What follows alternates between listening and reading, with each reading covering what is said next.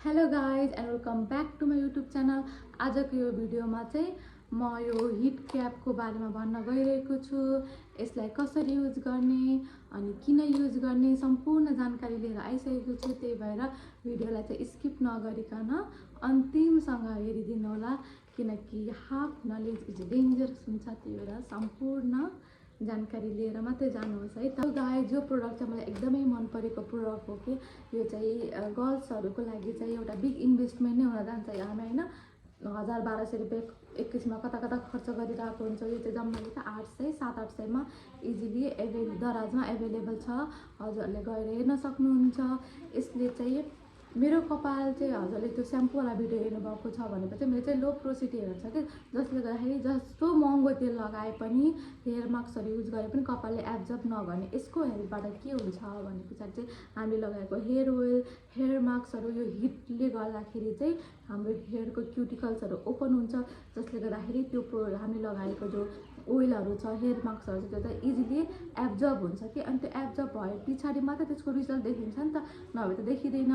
त्यही भएर चाहिँ यो चाहिँ धेरै हेयर प्रब्लमहरूको एउटा सोल्युसन हुन जान्छ कि, यो मात्रै कम्प्लिटली सोल्युसन चाहिँ होइन होइन, एउटा कि त वे हो कि जसको हेल्पबाट चाहिँ हामीले प्रब्लमहरूको चाहिँ सोल्युसन फाइन्ड गर्न सक्छौँ।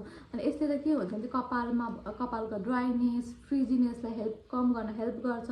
अनि यसको हेल्पले गर्दाखेरि चाहिँ कपालमा चाहिँ के हुन्छ भने हिट ब्लड सर्कुलेसन हुन्छ, जसले गर्दाखेरि चाहिँ हेयर ग्रोथ हुन्छ, बिग रोल प्ले गर्छ गाइज। र यसलाई चाहिँ यसको हिटलाई चाहिँ बढाउन घटाउन पनि सकिन्छ।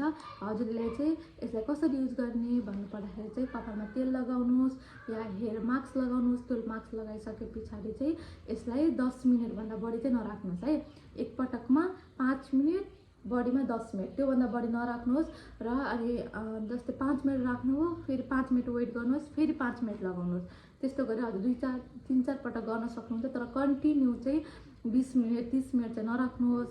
अनि यो युज गर्ने बित्तिकै चाहिँ ननुहाउनु, एकछिन भए पनि 10 मिनट 20 मिनट 30 मिनट वेट गर्नु र यो युज गर्नु छ। हजुरले घरमा नै सलुन जस्तै हेयर स्पा पाउन सक्नुहुन्छ। यसलाई चाहिँ हामीले धुन पनि मिल्छ है। यो चाहिँ धुन पनि मिल्छ, वासेबल छ। यसलाई खोलेर धुन सकिन्छ।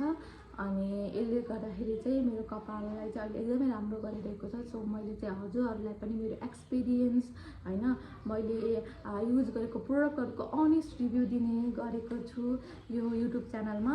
सो हजुरहरूलाई मन परेको छ भनेपछि हजुरले ट्राई गर्न सक्नुहुन्छ। यो भिडियोलाई कस्तो लाग्यो कमेन्ट गर्न सक्नुहुन्छ, लाइक सब्सक्राइब गर्न सक्नुहुन्छ।